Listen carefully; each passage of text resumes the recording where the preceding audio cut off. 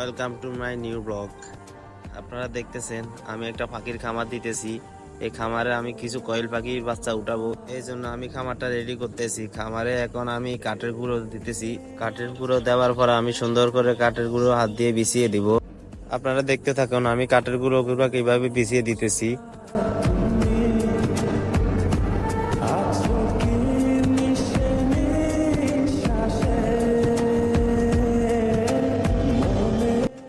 কাঠের বুশি একটু কম পড়েছিল, এই জন্য আরো কিছু ঢেলে দিয়া হাত দিয়ে বিছিয়ে দিতেছি।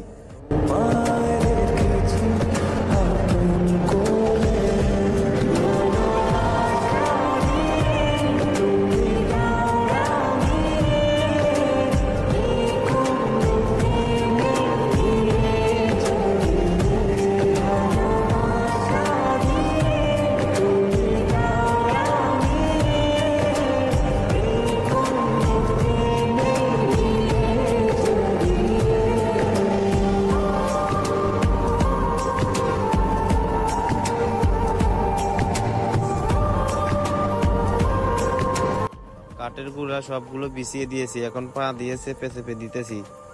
এখন কয়েল পাখির জন্য লাইটের ব্যবস্থা করতেছি। কয়েল পাখি তো আলোতে থাকা পছন্দ করে, এই জন্য লাইটের ব্যবস্থা করতেছি।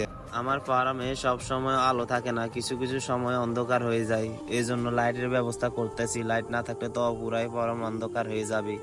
যে জায়গায় আমি পাখি রাখবো ওই জায়গার সমান মাঝখান বরাবর একটা রশি দিয়া লাইটকে জানালার সাথে বেঁধে দিলাম, যাতে সমান মাঝখান বরাবর থাকে আর সব পাখি সুন্দর করে আলো পায়। এখন চেক করে দেখতেছি আর কি লাইটের আলো আসে কিনা। না দেখতেছি অনেক সুন্দর করে আলো আসে। লাইট দেওয়ার পরে ফার্মটা আরো দেখতে সুন্দর হয়ে গেছে, আরো অনেক আলোকিত হয়ে গেছে। আলহামদুলিল্লাহ, আমার একটা ছোট ফার্ম দেওয়ার কাজ শেষ হয়ে গেছে। আপনারা আমার জন্য সবসময় দোয়া করবেন যাতে আমি এই ছোট ফার্ম থেকে অনেক বড় একটা ফার্ম করতে পারি।